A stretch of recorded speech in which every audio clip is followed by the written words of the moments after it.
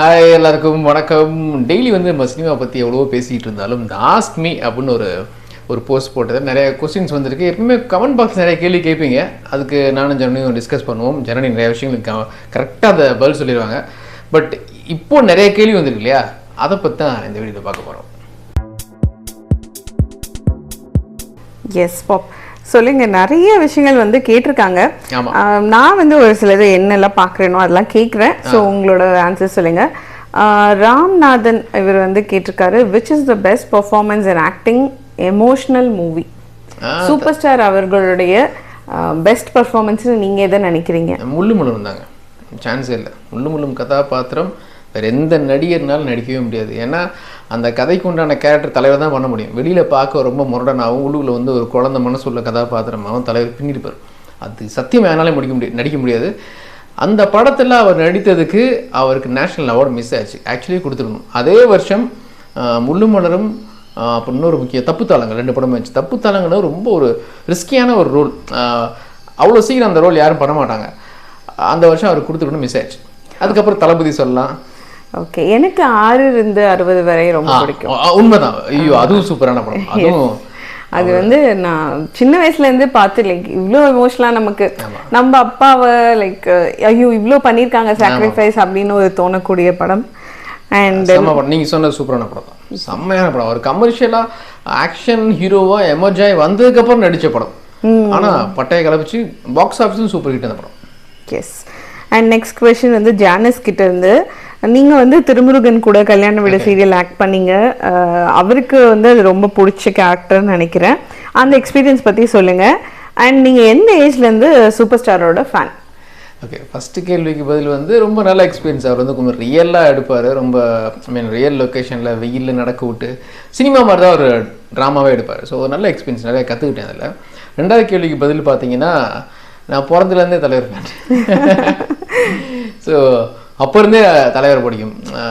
அந்த ஏஜ்லேருந்து இப்போ சினிமா பார்க்க ஆரம்பிச்சிருவோம்ல, ஒரு 3-4 வயசுலேருந்து என்னை தூக்கி தேட்டருக்கு போவாங்களாம். ஸோ தலைவர் படம்னா அப்போ வந்து நான் அழுகவே மாட்டேன்னா, பசி கூட கத்த மாட்டேன், அப்படி பார்த்துட்டே இருப்பேன் ஸ்க்ரீனை அப்படின்னு சொல்லுவாங்க அம்மா. ஸோ அப்போ இருந்தே எனக்கு தலைவர் பிடிக்கும், அவ்வளோதான். அது ஒரு மாதிரி சைல்ட்ஹுட் ஸ்டார்னு சொல்லுவாங்கல்ல, நம்ம ஹீரோன்னு சொல்லுவாங்கல்ல, அந்த மாதிரி தான் தலைவர். குழந்தைங்கள கார்ட்டூன் பார்ப்பாங்க, நம்ம கேள்விப்பட்டிருக்கோம். நீங்க தியேட்டர்ல போய் சூப்பர் ஸ்டார் படம் பார்த்தா அமைதியா இருந்துருக்கு. ஒரு மாதிரி கரிஷ்மா அவருடைய ஸ்டைல், அந்த காமெடி பண்றது, அது ஒரு மாதிரி இதாச்சு இருக்கு உங்களுக்கு. ஓகே. அண்ட் நெக்ஸ்ட் வந்து பிரவீன் ஒரு பெரிய கமெண்ட் போட்டிருக்காரு. இது ஃபுல் ஆஃப் இன்ஃபர்மேஷன். கூலியை வந்து டீகோட் பண்ணிருக்காரு. ஐயோ, ரொம்ப நீங்க பாத்துக்கீங்க அது பாட்டுக்கு. ஆமா, ஸ்பாயிலரா இருந்துற போது இல்ல லைக் அவர் வந்து ஒரு விஷயமும் வந்து இந்த படத்தோட ரெஃபரன்ஸ். ஆமா, அந்த பேரெல்லாம் அப்பயே ஃபேன்ஸ் டீகோட் பண்ணாங்க. இந்த சைமன் அந்த 3 பேர் போட்டாங்க, தேவா, சைமன், எல்லாமே தலைவர் ஒவ்வொரு காலகட்டத்திலும் நடித்த பேர். ஆமா. So disco song reference, Sangamagan movie, இந்த டைட்டில் சாங் வா வா பக்கம் வா. அப்புறம் வந்து சத்யராஜ ராஜசேகர் தலைவர் வந்து தீ மூவில ஒரு கேரக்டர் நேம் ராஜசேகர். அப்புறம் நாகார்ஜுனா சைமன் வந்து தலைவர் சங்கர் சலீம் சைமன். ஸோ இந்த மாதிரி அவரோட மூவிஸ்லேருந்து எல்லாமே எடுத்து டன் பை பிரவீன் போட்டிருந்தாரு. நாங்கள் இந்த கமெண்ட் பின் பண்ணுறோம். ஸோ மற்ற ஃபேன்ஸும் பார்ப்பாங்க, ஈவன் அவங்களுக்கும் ஹாப்பியாக இருக்கும். கண்டிப்பாக உண்மைதான். அது நிறைய இன்ஃபர்மேஷன். ஃபேன்ஸ்லாம் தீயா இருக்காங்க. அது இந்த படத்தில் டீகோட் பண்ணுறது எக்கச்சக்கமான விஷயம் இருக்குது. அவ்வளோ ஆர்டிஸ்ட்டு அவங்க ப்ரமோட் பண்ண விதம், அதுக்காக சொல்கிறேன். ஓகே. அண்ட் ஐ திங்க் பிரவீனே தான் நமக்கு இன்னொரு கேள்வியும் கேட்டிருக்காரு. ஸோ அது என்னன்னு பார்த்தீங்கன்னா, கூலி ஷூட்டிங் ஸ்பாட்ல வந்து தர்மதுரை லுக்ல இருந்தாரு. அவரோட பியர்ட் மிடில் வந்து ஒயிட் ஹேர் இருந்துச்சு. ஆனா வந்து போஸ்டர்ல அப்படியே ஆப்போசிட்டா இருக்கு, ஃபுல்லா பிளாக் பியர்ட்ல இருக்கு. ஸோ இது படத்துல 2 டிஃப்ரெண்ட் லுக் இருக்குமா, இல்ல டபுள் ரோலா, இல்ல ஃபிளாஷ்பேக் இருக்குமா அப்படின்னு கேட்டிருக்காரு. கூலியில சொல்றீங்களா? கூலியில ஓகே. அந்த பிளாக், அதனால தான் பிளாக் அண்ட் ஒயிட்ல காமிச்சு நம்ம கண்டுபிடிக்க கூடாதுன்னு நினைக்கிறேன். நமக்கு ஒரு டீசர் மாதிரி விட்டாங்கல்ல ஷூட்டிங் ஸ்டார்ட் ஆகும்போது. அதே லுக் படத்துல வரணும்னு அவசியம் இல்லை, நம்மளை சீட் பண்ணிருக்கலாம் அவங்க. ஓகே, நம்ம கெஸ் பண்ணக்கூடாதுன்னு சொல்லிட்டு. ஏன்னா தலைவரோட கெட்டப், அஃப்கோர்ஸ் லோகி கூட ஒரு ஃபோட்டோ நமக்கு காமிச்சிருந்தாரு. மேக்கப் ரூமில் தலைவரோட ஒரு செல்ஃபி எடுத்த மாதிரி, கண்ணாடியில் மிரர் எஃபெக்டில் தெரிகிற மாதிரி. ஸோ அது எல்லாமே அதே மாதிரி வந்திருக்குன்னு அவசியம் இல்லை. ஏன்னா லோக்கி எப்படி ரிவீல் பண்ணுவார் தலைவரோட லுக்கை, கண்டிப்பாக சஸ்பென்ஸாக தான் வச்சுருப்பாங்க. பார்க்கலாம். அது ஒரு மிட் ஏஜ் லுக்கில் இருக்கலாம். ப்ளஸ் நிறையா செக்மெண்ட்ஸ் இருக்குது படத்தில். ஸோ யங் ஏஜுக்கான தலைவரையும் காட்டலாம். நான் முன்னாடியே சொல்லியிருந்தேன், இதில் வந்து டிஏஜிங்கை ப்ராப்பராக யூஸ் பண்ண போகிறாங்க தான் நான் கேள்விப்பட்டேன். ஏன்னா டிஏஜிங்க்கு வந்து ஒரு பெரிய பட்ஜெட் தேவைப்படும். ஹாலிவுட்டில் ஐரிஷ் மேன் பண்ணாங்க, அப்புறம் ஜெமினி மேன், இதெல்லாம் பார்த்தீங்கன்னா டிஏஜிங் வந்து ரொம்ப செலவு பண்ணாங்க, கோடிக்கணக்காக செலவு பண்ணாங்க. ஐரிஷ் மேனுக்கு வந்து 3 கேமரா செட்டப்பில் யூஸ் பண்ணாங்க. 3 கேமரா பார்த்துங்க, ஒரு கேமரா ஹேண்டில் பண்ணுறதே கஷ்டம். மீன்ஸ் அதனால் அதை வந்து இந்தியன் ஃபிலிமில் நீங்கள் அந்த 3 கேமரா செட்டப்பில் இல்லை அந்த மாதிரி எப்படின்னா ஜெமினி மேனில் பார்த்தீங்கன்னா மோஷன் கேப்சர் யூஸ் பண்ணாங்க டிஏஜிங்க்கு. ஸோ அதெல்லாம் ரொம்ப காசு செலவாகும். ஆனால் கூலியில் ஒரு குறிப்பிட்ட போர்ஷன் மட்டும் டிஏஜிங் யூஸ் பண்ண போகிறாங்க, ப்ராப்பராக யூஸ் பண்ண போகிறாங்க அப்படின்னு நான் கேள்விப்பட்டேன். வெயிட் பண்ணலாம். ஓகே. அண்ட் இன்னொரு ஜாலி லைஃப் 3007 தான் அவரோட ஐடியா கேட்டிருக்காரு. ஜனனி போல நானும் உங்க கூட கான்வர்சேஷன் பண்ணலாமா ப்ரோ தலைவர் பத்தி அப்படின்னு சொல்லிட்டு. ஸோ இது வந்து நீங்க எனக்காச்சும் லைவ் பண்ணும்போது மேபி கீழே கமெண்ட்ஸ்ல அவங்க போட நீங்க பதில் சொல்லலாம், அவங்க கூட ஒரு டிஸ்கஷன் மாதிரி பண்ணலாம். ஸோ ஏதாவது ஒரு வீக்கெண்ட் வந்து லைவ் பிளான் பண்ணி நீங்க போஸ்ட் போடுங்க, அந்த மாதிரி பண்ணுவோம். நம்ம மற்றபடி டெலிவிஷன்ல காட்டுற மாதிரி லைவ் ஃபோன் கால்ல வந்து நம்மளால கண்டிப்பா முடியாது. யூடியூப்ல ரொம்ப அதுக்கான அந்த அளவுக்கு பெரிய செட்டப் நம்ம கிட்ட இல்ல. பட் கமெண்ட்ல வந்து கமெண்ட் பாக்ஸ்ல சேட் பண்ணுவோம் நம்ம லைவ்ல. அண்ட் பிரபு ஆர் அவர் உங்ககிட்ட கேட்டிருக்காரு, அவர் உங்களோட ஃபேனா பெங்களூர்ல இருந்து. I need to know, have you met தலைவர்? If not, what will be your reaction? Also what will you say to him? Let's manifest. So நீங்க பார்த்திருக்கீங்களா? ஃபர்ஸ்ட் கேள்வி அது வந்து இது வரைக்கும் பார்க்கல நேர்ல. குசேலன் ஆடியோ லான்ச்ல பார்த்திருக்கேன் தலைவர். ஓகே. குசேலன் ஆடியோ லான்ச்ல மீட் பண்ணல, மீடியால இருந்தேன். ஸோ அப்போ பார்த்துருக்கேன், ஓரளவுக்கு பக்கத்தில், ஓரளவுக்கு இப்படி ஒரு 10 feet கேப்பில் பார்த்துருக்கேன். அப்போவே தலைவர் வந்து ரொம்ப பாசிட்டிவாக தான் சமயத்தில் நீங்கள் சொன்ன மாதிரி மீட் பண்ணல. நல்லதே நினைப்போம், நல்லதே நடக்கும், எனக்கு நல்லது தான் நடக்கும் அப்படிங்கிற மாதிரி சொன்னார். ஸோ அது இன்னும் ஞாபகம் இருக்குது எனக்கு. பர்சனலாக நான் மீட் பண்ணல, அந்த ஒரு மூமெண்ட்காக காத்துட்ருக்கேன். ஒரு எங்கேயாவது ஒரு இடத்துல எமர்ஜ் ஆகி வருவோம்ல, அப்போ வீட்டுக்கு போயிட்டு பார்ப்போம். அப்போ நான் கண்டிப்பாக ஒரு சிவகார்த்தியன் சொன்னதான் ஞாபகம் வருது. முதல் நாள் இருந்து தூங்காமல் அப்படி ஒரு மாதிரி இருந்தாருன்னு சொன்னார்ல, கண்டிப்பாக எனக்கும் அந்த மாதிரி தான் நடக்கும்.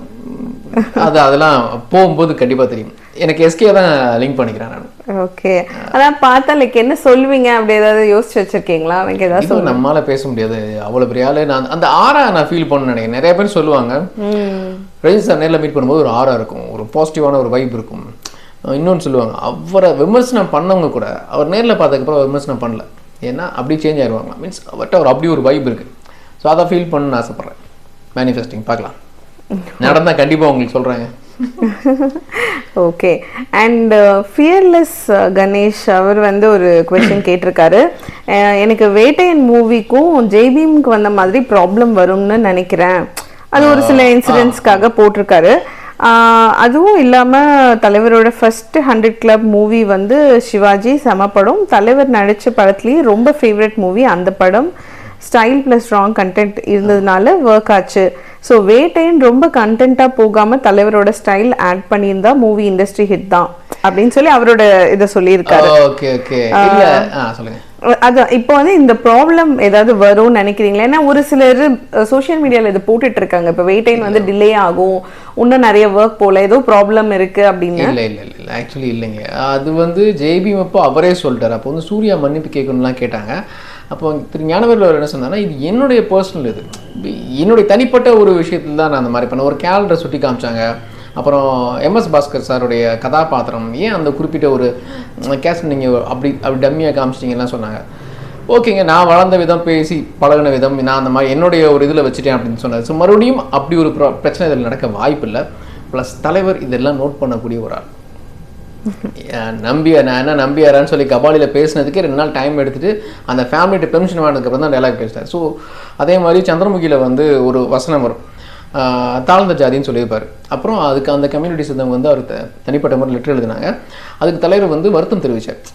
தாழ்த்தப்பட்டவங்க வேற, தாழ்ந்தவங்க வேற. தாழ்த்தப்பட்டவங்க தான், தாழ்ந்தவங்கன்னா அது தப்பாக போயிடும். ஆமாம், இதை நான் கவனிக்கலை, இனிமேல் ஃபியூச்சர் நடக்காமல் பார்த்துக்கிறேன், கண்டிப்பாக நான் கொஞ்சம் கவனிச்சிருக்கணும், ஆனால் தேட்டரில் படம் ரிலீஸ் ஆச்சு, இனிமேல் ஒன்றும் பண்ண முடியாதுன்னு சொன்னேன். ஸோ இதெல்லாம் தலைவர் நோட் பண்ணுவார்னு நான் சொல்ல வரேன். கண்டிப்பாக அப்படி ஒருவேளை தப்பு நடந்துட்டா கூட அதுக்கு வருத்தம் தெரிவிப்பார், இல்லை சம்மந்தப்பட்டவங்கள்ட்ட பேசுவார். ஸோ அதனால அவ்வளோ பெரிய தப்பு வந்து மறுபடியும் நடக்காது. ஐ மீன் ஜெய்பீம் நடந்த மாதிரி தப்பு நடக்காதுன்னு நான் சொல்ல வரேன். இன்னொன்று என்ன கேட்டீங்க நீங்கள்? இல்லை, சோஷியல் மீடியாலையும் வந்து இந்த படத்து டிலே ஆகும், இல்லை பேட்ச் ஒர்க் போதுங்க. பேட்ச் ஒர்க் அது நீங்கள் சென்சாருக்கு முன்னாடி வரைக்கும் பேட்ச் ஒர்க் பண்ணலாம். ஒன் சென்சார் பண்ணிட்டாங்கன்னா பண்ண முடியாது. சென்சார் பண்ணிட்டாங்கன்னா வீடியோ நம்ம ஆட் பண்ணவே முடியாது, கட் பண்ணலாம், ஆட் பண்ண முடியாது. ஸோ அதனால தான் பார்த்தீங்கன்னா பெரிய படத்துக்கு ஏன் முன்னாடி சென்சார் எடுக்க மாட்டாங்க, எடுத்து வச்சுக்கலாம்ல, பண்ண மாட்டாங்க. படம் ரிலீஸ்னா ஒரு வாரத்துக்கு முன்னாடி சென்சார் பண்ணுவாங்க. ஏன்னா அது வரைக்கும் எதை வேணால் அவங்க ஆட் பண்ணலாம், அந்த லிபர்ட்டி வேணும் இல்லையா. ஸோ பேட்ச் ஒர்க் பண்ணுவாங்க, அது மேட்டரே கிடையாது. சும்மா அங்கங்கே பேசுவாங்க, அதெல்லாம் நம்பாதீங்க. படம் வருது அக்டோபர் 10 பட்டம் கிளப்புது. ஓகே. அண்ட் ஆக்சுவலி ஜானிஸ் வந்து கேட்டதுல எனக்கு ஒரு கொஸ்டின் இருந்தது, நான் அதை மிஸ் பண்ணிட்டேன். அக்கா உங்க வாய்ஸ் சூப்பர், தேங்க்யூ. எப்போ ஃபேஸ் ரிவீல் பண்ண போறீங்க அப்படின்னு சொல்லி கேட்டிருந்தாரு. நானும் கேட்டுதாங்க இருக்கேன். இல்ல Janice, I prefer to stay behind the camera, behind the screen தான் ஒர்க் பண்ணனும். ஆமா, சோ அதனால தான். அண்ட் ஆமாம், நான் ஒரு கண்டென்ட் ரைட்டராக கொஞ்ச நாள் ஒர்க் பண்ணேன். ஸோ அப்படியே இப்படி ட்ராவல் பண்ணிட்டு இருக்கேன். இது ரொம்ப கம்ஃபர்டபுளாகவும் இருக்குது, எந்த ஜட்ஜ்மெண்ட்லும் இல்லாமல். அதுக்காக உண்மைதாங்க, அது உண்மை. ஏன்னா லைக் ஃபேன்ஸ் இப்போ ஓகே நம்ம சொல்ற கருத்து ஓகேங்கும் போது அதோட ஒத்து போயிடுவாங்க. விஷயங்கள் கான்ட்ரோவர்ஷியல் நமக்கு தெரியாமல் ஆயிரும். அது கண்டிப்பாக நீங்கள் கம்ஃபர்டபுளாக ஃபீல் பண்ணாது கரெக்ட் தான். ஓகே. அண்ட் நெக்ஸ்ட் வந்து பார்த்தீங்கன்னா ஒரு விஜய் அவர்களுடைய ஃபேன் கேட்டிருக்காரு. நம்ம அவரோட கொஸ்டின் நான் மிஸ் பண்ணக்கூடாதுன்னே வச்சிருக்கேன். ரயான் ஃபவுஸ், ஒரு ஃபிலிம் வந்து gross collection depends on the star, அது படமும் நல்லா இருக்கணும் அப்படிங்கிறது ஓகே. ஆனா ஒரு படத்தோட ஃபர்ஸ்ட் டே கலெக்ஷன் வந்து அவங்களோட ஸ்டார்டம் பொறுத்து தான் இருக்கு. ஜெயிலரோட ஃபர்ஸ்ட் டே கலெக்ஷனை வந்து லியோவும் கோட்டும் பீட் பண்ணிருச்சு. அப்படி பார்த்தா விஜய் அவர்களோட ஸ்டார்டம் தான் ஹையர்ங்கிற மாதிரி போட்டிருக்காரு. ஸோ விஜய் வந்து பெரிய ஸ்டார், அது வந்து மறுக்கவே முடியாது. கண்டிப்பாக அவருடைய ஸ்டார்டம் டாப் பீக்கில் இருக்கார். அவருடைய, நான் யாரையும் விஜய் வந்து யாரையும் கம்பேர் பண்ணல, விஜய் அவரோட கெரியரில் டாப்பில் இருக்கார். ஓகேவா. ஜெயிலருடைய ஃபர்ஸ்ட் டே கலெக்ஷன் அவங்க சொல்லலை. கோலிவுட்டில் அந்த ஃபர்ஸ்ட் டே கலெக்ஷன் சொல்கிற கல்ச்சர் இல்லவே இல்லை. நான் இதுக்கு முன்னாடி நிறைய வீடியோவில் சொல்லியிருப்பேன். ஃபர்ஸ்ட் டே கலெக்ஷன் வந்து அடுத்த நாளே சொல்ல முடியாது, ஜட்ஜ் பண்ண முடியாது. நம்ம இதுக்கு முன்னாடி சொன்னதே இல்லை, எந்த படத்துக்குமே சொன்னதில்லை. ஃபர்ஸ்ட் டே கலெக்ஷன் சொன்ன ஃபர்ஸ்ட் படம் பார்த்தீங்கன்னா லியோ தான். அவங்க மறுபடியும் இந்த படத்துக்கும் சொல்லியிருக்காங்க, இது அவங்க ஸ்டைலாக இருக்கும், அவ்வளோதான். இதுக்கு முன்னாடி எந்த படமுமே சொன்னதில்லை. ஃபர்ஸ்ட் வீக் கலெக்ஷன் வேணால் சொல்லியிருக்காங்க. அதாவது லியோக்கு முன்னால் வரைக்கும் பார்த்தீங்கன்னா அஃபிஷியலாக பாக்ஸ் ஆஃபீஸ் கலெக்ஷன் சொன்ன படங்கள்னால் தலைவர் படங்கள் மட்டும்தான். தர்பாருக்கு முதல் 4 நாட்கள் 150 கோடி. அப்புறம் பார்த்தீங்கன்னா அதுவும் லைக்காக தான் சொல்லியிருக்காங்க பாருங்கள். அஃப்கோர்ஸ் 2.0க்கு முதல் 4 நாட்கள் கலெக்ஷன் 500 கோடி, 5 நாள் கலெக்ஷன் 500 கோடின்னு சொன்னாங்க. இது ரெண்டும் தான் அஃபிஷியலாக போஸ்டோட அவங்களுடைய பேஜில் ரிலீஸ் ஆனது. அதுக்கு முன்னாடி வரைக்கும் ஒரு அசம்ஷன் தான் சொல்லியிருப்பாங்க இல்லையா, எந்த படத்துக்கும் அஃபிஷியல் கலெக்ஷன் சொன்னதே இல்லை. இப்போ விஜய் வந்து அவர் ஒரு புது ட்ரெண்ட் ஆரம்பிச்சிருக்காரு. முதல் நாள் கலெக்ஷன் சொல்கிறார், ஜெயிலருக்கு சொல்ல பார்க்கலாம், வேட்டையனுக்கு சொல்லுவாங்க, பார்ப்போம். ஓகே, நான் அதுக்கும் ஆட் பண்ணணும்னு நினைக்கிறேன் ரயான். என்னன்னா லைக் இப்போ ஒரு படம் நல்லா போச்சு, நான் எந்த படம்னு பர்டிகுலராக சொல்லலை. ஸோ ஏதோ ஒரு படம் நல்லா போச்சு அப்படின்னா இவரை பீட் பண்ணிட்டாருங்கிறது அர்த்தமே இல்லை. ஏன்னா ஒரு படத்தோட கண்டென்ட் எல்லாமே விஷயம் இருக்கு. நம்ம ஒரு ஆஃபீஸில் கூட ஒருத்தருக்கு வந்து ஏதோ ப்ரொமோஷன் ஏதோ கிடைச்சிச்சுனால அவங்க கூட வேலை செய்கிற மற்றவங்க எல்லாருமே வந்து ஒர்க் பண்ணலைன்றது அர்த்தம் கிடையாது. எல்லா விஷயமும் நீங்கள் கன்சிடர் பண்ணணும். ஏன்னா டைரக்டாக வந்து கம்பேர் பண்ணி ஒரு கேள்வி கேட்டனால நானும் சொல்கிறேன். ஸோ இந்த டைரக்ட் கம்பேரிசனுக்குள்ளே போகாமல் ஃபேன்ஸ் வந்து அவங்களோட மூவிஸை என்ஜாய் பண்ணாலே இது ரொம்ப ஸ்போர்ட்டிவா நல்லா போகும். கம்பேரிசன் பண்ணாலும் இன்னொருத்தங்க ரொம்ப திட்ட வேணாம், கம்பேரிசன் இருந்தால் தான் நல்லா இருக்கும். அது ஒரு மாதிரி ஒரு போட்டி மாதிரி நல்லா இருக்கும். பட் இப்போ இந்த சோஷியல் மீடியாவில் ட்விட்டரில் வந்து ரொம்ப அசிங்கமாக நைட் சரக்கு போட்டு ஸ்பேஸில் வந்து அசிங்கமாக கெட்ட வார்த்தையில் பேசுறது ரொம்ப தப்பாக இருக்குது. ஓகே. அண்ட் இது இல்லாமல் நிறைய கேள்விகள் வந்து உங்களுக்கு போட்டுட்டே இருக்காங்க. நம்ம எனக்கு தெரிஞ்சு இன்னும் ஒரு சில கொஸ்டின்ஸும் ஆட் பண்ணிட்டே இருக்காங்க. ஸோ நான் அப்படியே சொல்றேன் உங்களுக்கு.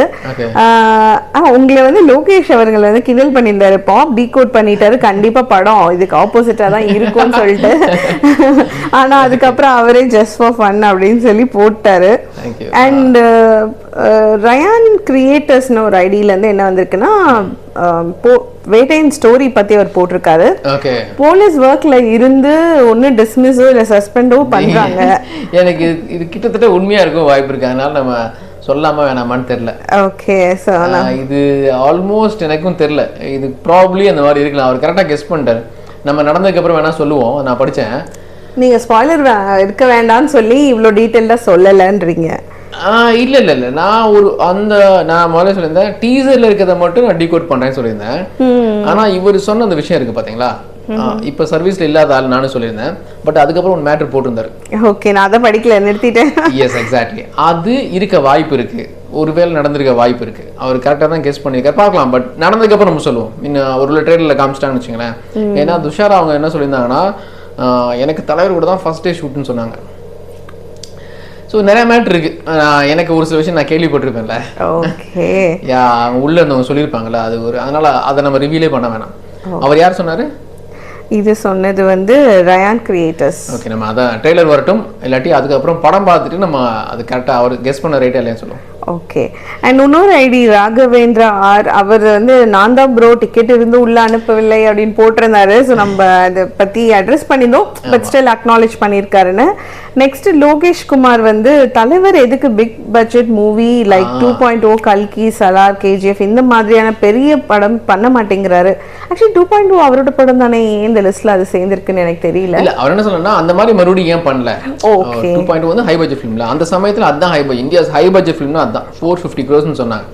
அப்புறம் சங்கர் சார் சொன்னாரு 400 கோடி தான், 400 கோடி கூட ஆகல, அவங்க ப்ரொமோஷன்லாம் சேர்த்து 450 சொல்றாங்க அப்படின்னாங்க. பட் இந்த அதிகமான பட்ஜெட் என்ன பிரச்சனைனா, அதை சொல்ல ரிலீஸ் வந்து பெரிய ப்ராப்ளம். அது வந்து ஏன்னா பேன் இண்டியன் லெவலில் ரிலீஸ் பண்ணால் மட்டும்தான் ரெக்கவர் பண்ண முடியும். அப்போ அந்த மாதிரி படங்களை ஃபெஸ்டிவலில் ரிலீஸ் பண்ண முடியும். ஏன்னா ஒவ்வொரு ரீஜன்லேயும் அந்தந்த ஃபெஸ்டிவல் மூவிஸ் ரிலீஸ் ஆகும். அப்போது ஃபெஸ்டிவலே இல்லாமல் ஹாலிடேஸே இல்லாமல் தனியாக ஒரு டேட் நம்ம தேர்ந்தெடுக்கணும், அது கஷ்டம். இன்னொன்று ப்ரொடியூசருக்கு ரிஸ்க். கொஞ்சம் யோசித்து பாருங்கள், கல்கி வந்து 600 கோடி அவங்களே சொல்லிட்டாங்க. 600 கோடி பட்ஜெட்டில் ஒரு படம் எடுத்து 1000 கோடி அடிச்சது, 1100, ஓகே 500 கோடி லாபம். ஆனால் ஜெயிலர் பார்த்தீங்கன்னா 300க்கும் கீழே தான் பட்ஜெட், நாட் ஈவன் 300 நினைக்கிறேன். ஆனால் அந்த படத்தினுடைய கலெக்ஷன் வந்து 650+. இது பெஸ்ட்டு. இது ரஜினி சார் வந்து அது கவனமாக இருக்காது. ஹை ரிஸ்க் தேவையில்லை. ப்ளஸ் அந்த படத்தினுடைய ப்ரொடக்ஷன் முடிக்கிறதுக்கே 1 வருஷத்துக்கு மேலே ஆகும். அதனுடைய பட்ஜெட்டாக இருக்கட்டும், நிறையா ப்ரொமோஷன் இருக்குது, அவ்வளோ தேவையில்லை. பிராண்ட் நேம் ஒன்று போதும் இல்லைங்க, அவ்வளோதாங்க. நல்ல கண்டென்ட் தான் வேணும். பட் ஓகே, நீங்கள் சொல்கிற மாதிரி நடக்குமான்னு பார்க்கலாம். நீங்கள் சொல்கிறது வந்து கூலி வந்து ஹை பட்ஜெட் ஃபிலிம் தான். கூலி வந்து ஒன் ஆஃப் தி கோலிவுட்டோட one of the high budget film. எவ்வளோ பட்ஜெட் நமக்கு இப்போ வரைக்கும் தெரிய வரல. 400+ இருக்க வாய்ப்பு இருக்குது நீங்கள் சொல்கிறீங்க, நீங்கள் கேட்குறது தான். ஆனால் கல்கி மாதிரிலாம் வேணாம், கல்கி அப்படிலாம் வேணாம். கல்கி அப்புறம் சலார் சொன்னாரா? ஆமாம். ஓகே, சலாரும் பார்த்தீங்கன்னா ரிஸ்க் தாங்க. சலார் வந்து அவங்க எதிர்பார்த்த பிஸ்னஸ் நடக்கவே இல்லை. ஆக்சுவலி சலார் வந்து 600 கோடி தான், அது வந்து கம்மி தான் ஆக்சுவலி. ஆனால் அவங்க என்ன பண்ணிட்டாங்கன்னா, ஓகே எல்லா சம்மந்தப்பட்ட எல்லாருக்கும் பிஸ்னஸில் தப்பிச்சிட்டாங்க. அவங்க செகண்ட் பார்ட்டில் அடிப்பாங்க ஒரு பிராண்ட் கிரியேட் பண்ணதுனால. ஸோ அது தலைவருக்கு தேவையில்லை. நீங்கள் எதிர்பார்க்குறது கூலியில் நடக்கும்னு நினைக்கிறேன். Okay, super. And Santhosh Narasimhan sir நமக்கு தெரியும், நிறைய வாட்டி நமக்கு வந்து ரொம்ப சப்போர்ட்டிவான மெசேஜஸ் போடுவார். ஸோ அவர் யூஎஸ்ல இருக்காரு. அண்ட் அங்கே வந்து பார்த்தீங்கன்னா ஒரு ப்ரீ ஈவெண்ட் நடக்குது, மூவி ரிலீஸ்க்கு முன்னாடி 5th நடக்குது. ஸோ நான் அந்த ஈவெண்ட்டோட வீடியோஸ் வந்து ஷேர் பண்ணட்டுமா அப்படின்னு கேட்டிருக்காரு. ப்ளீஸ் சார் பண்ணுங்க, கண்டிப்பாக நாங்கள் வந்து ஷேர் பண்ணுறோம். அண்ட் டெக்ஸஸில் இருக்காரு. அங்கே பார்த்தீங்கன்னா லைக் அங்கே 21 ஸ்டேட்ஸும் ஆல்ரெடி செலிப்ரேஷன் ஸ்டார்டட் அப்படிங்கிறாரு. அவரும் ரஜினி மக்கள் மன்றத்தில் இருக்காரு அப்படின்னு சொல்லி மென்ஷன் பண்ணியிருக்காரு. Super super. ஸோ ரொம்ப ஹாப்பியாக அவங்க செலிப்ரேட் பண்ண நம்ம அப்படி முடிச்சலாம்னு நினைக்கிறேன்ல. ஆமாப்பா, நம்ம ஆல்மோஸ்ட் நிறையா கவர் பண்ணிட்டோம். நானும் நிறையா வீடியோஸ் நிறையா ஃப்ரெண்ட்ஸ் ஷேர் பண்ணிருக்காங்க யூஎஸில். பல்க் புக்கிங் ஃபேமிலிஸ் போயிட்டு அவங்க மொத்த ஃபேமிலிங்க, ஏன்னா அங்கே டீமாக தான் போவாங்க. இதெல்லாம் வந்து அங்கே தமிழ்நாடுகள் வந்து குழு அங்கங்கே தானே இருப்பாங்க. அவங்களாம் வந்து ஃபெஸ்டிவல் மாதிரி அப்போ தான் மீட் பண்ணிக்க முடியும். இன்னும் நிறையா ஃபேன்ஸை பார்க்க முடிஞ்சு. ப்ராக்ஸி புக்கிங் அப்படின்னாங்க. ப்ராக்ஸி புக்கிங் வேறு, பல்க் புக்கிங் வேறு. ப்ராக்ஸி புக்கிங் நான் வந்து தியேட்டரை பிளாக் பண்ணிவிட்டு வெளியே தியேட்டரில் வந்து ஹவுஸ்ஃபுல் போர்டு போட்டு உள்ளே யாருமே இருக்க மாட்டாங்க, அது ப்ராக்ஸி புக்கிங். இது வந்து பல்க் புக்கிங். ஃபேமிலிஸ் போய் மொத்தமாக ஐ மீன் பல்க் புக் பண்ணுறாங்க, பிளாக் பண்ணுறாங்கன்னு சொல்லுவாங்க. அதனால நிறையா மீன் தியேட்டர்ஸ் வந்து ஃபுல்லாகிட்டே இருக்குது. அப்புறம் கனடாவில் ஓப்பன் பண்ணிட்டாங்க. ஃப்ரான்ஸில் வந்து இப்போது ரிலீஸ் அதுக்கான அனௌன்ஸ்மெண்ட் வந்துருச்சு. மலேசியாவில் ரெக்கார்ட் பிரேக்கிங் பிஸ்னஸ் ஜெயிலர் ரெக்கார்டை பிரேக் பண்ணியிருக்கு. Rights, Malaysia rights. ஸோ இன்னும் அதிகமாக வரும் இந்த மாதிரி ரெக்கார்ட்ஸ், இந்த மாதிரி நிறைய அதிகமாக வரும். ஜெயிலர் ரெக்கார்டை அழகாக வேட்டையன் வந்து முந்தும் நினைக்கிறேன். 2.0 ரெக்கார்டையும் பிரேக் பண்ணிச்சுட்டாங்களா, ஹாப்பி. ஸோ அடுத்த வாரம் ஒரு லைவ் நாங்கள் போட ட்ரை பண்ணுறோம். அப்போ நிறையா பேசுவோம். அதில் டாடா பை.